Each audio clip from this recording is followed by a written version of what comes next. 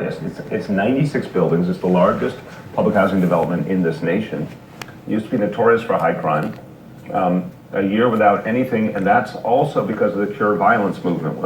The emergency management system folks, the folks who work in the community, trying to get young people away from criminal activity, away from having guns, away from violence and retaliation, and who increasingly are playing a very positive parallel role with police, stopping shootings, literally stopping shootings before they happen, finding ways to get young people to give up their guns. And we had a press conference at Queensbridge Houses, and Errol, what was amazing is, you had leadership of the NYPD there, you had folks from all over the city from the Cure Violence movement celebrating together and talking about their partnership. I think that's something that would not have been possible a few years ago in the city. Okay. Along with those numbers come numbers from DCJS, the State Department of Criminal Justice Services, and the NYPD's own numbers, which really track pretty much the same, which is that marijuana arrests for possession mostly, or for burning or possessing it publicly, is up from 2015. We understand that the overall number has come down, but up 10% from the year before. And I guess the other part that has some advocates concerned is that the racial disparity remains pretty much unchanged. That you've got 40 to 50% of marijuana arrestees are black, 39%, 37% Hispanic, about 9-10% white. Look, let me say a couple of things. One, you said an important point. The overall numbers have come way down over the 3 years we've been here.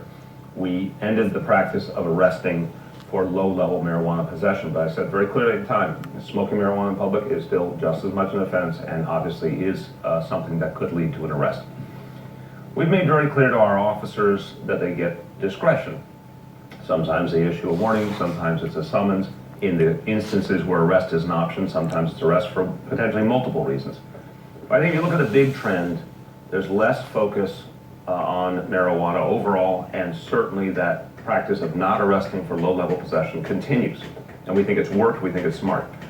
I don't tolerate disparity. We are trying to, from top to bottom of not just the police force, but every other agency, our Department of Education, many other agencies have a long history of disparity we have to address. I think part of how we fix that problem is by focusing on the training of our officers, which includes implicit bias training, which will be starting this year for all NYPD officers. That's a sea change. And the way we determine leadership within the department, really focusing on leaders who can help to get the men and women who serve under them to understand how important it is to be scrupulously consistent and apply the rules to all people equally. And that's the direction we're going in. So I look at those statistics and I say we're at a point in time. But the focus, and this is absolutely true in neighborhood policing, is we need people to feel that every neighborhood is treated fairly and equally and every person's treated fairly and equally. That's why we have a 93% reduction in stop and frisk, which totally disproportionately was aimed at young men of color. Mm-hmm. And I think it also segues into the body camera discussion. Body cameras by the end of 2019 are part of making very clear how consistent our focus on accountability and transparency will be, because what's more equal opportunity than every patrol officer will have a body camera by the end of 2019. Encounters will be taped, and if there's a need for a follow-up investigation, everyone in that situation, officer and resident alike, whatever they did will be objectively displayed. Let me ask you about body cameras, as a matter of fact. The city controller announced on Friday, fairly late in the day, I don't even think it made our broadcast, that he was not going to approve this V-View contract for, I think, what would be the first 5,000 odd cameras. Do you know what that is all about, and is it going to get in the way of what you just described? It's not going to stop us from implementing the body camera plan. People in the city want body cameras on our officers, and more police forces around the country are doing it, and they're finding it is good for everyone involved. It helps everyone who's a law enforcement officer to think about their work in a very systematic, careful manner. It helps officers who have done the right thing to be able to prove it. It helps community members, if they feel wrong, to have a record of what happened. We think it creates accountability and transparency all along. So we're moving full speed ahead. All patrol officers by the end of 2019. The controller, as the Deputy Commissioner for Legal Affairs at the Police Department, Larry Byrne, made clear in a press conference earlier today, the controller can, by the charter, look at contractual concerns. He didn't raise, in fact, contractual concerns that were pertinent here. This contract makes sense. We don't see any problem with it. The company we feel good about was the right choice.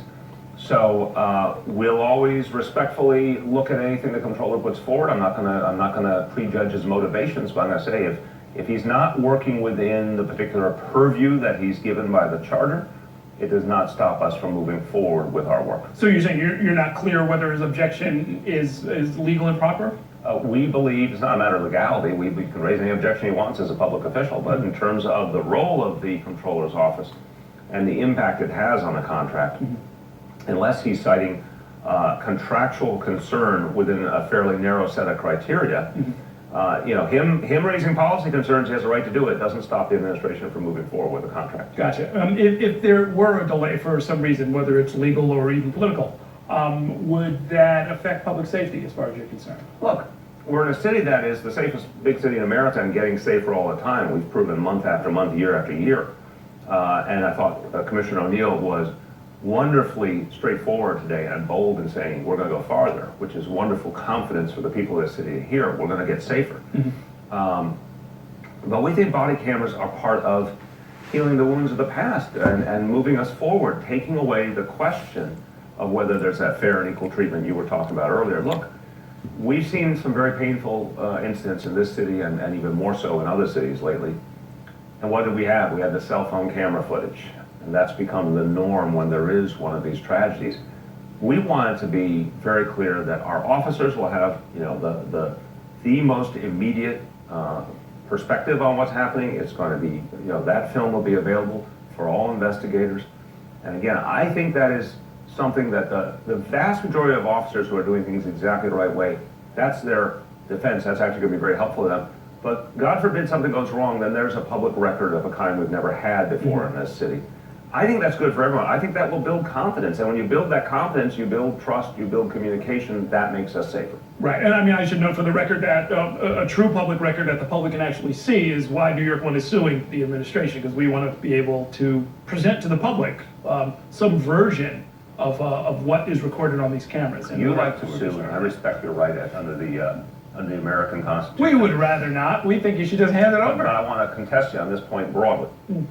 You know, body camera footage is a complicated endeavor, right? Because we're talking about what do you do in a domestic violence incident where the identities of all involved become a very sensitive matter, particularly if a woman is being attacked and her children, you know, who's in that image and what do you do about that? There's situations where the guidance will have to be very clear about when the camera is on. There's other situations where it might not be appropriate for the camera to be on or for the footage to be released. We have to work through all that. And that's what we're doing right now with the pilot, which is the first 1,000 cameras. That's what we're doing with the federal monitor. So I understand where you're coming from, but I also want to say I think there's cases here that I believe we'll all come to agreement are areas of sensitivity where real confidentiality has to be respected. No, understood. I mean, we blur out the stuff if you didn't, frankly, in some of the footage. So we'll you know, if this is an offer to negotiate some best practices. I'm making a broad point about the many concerns that have to be addressed. Okay, fair enough.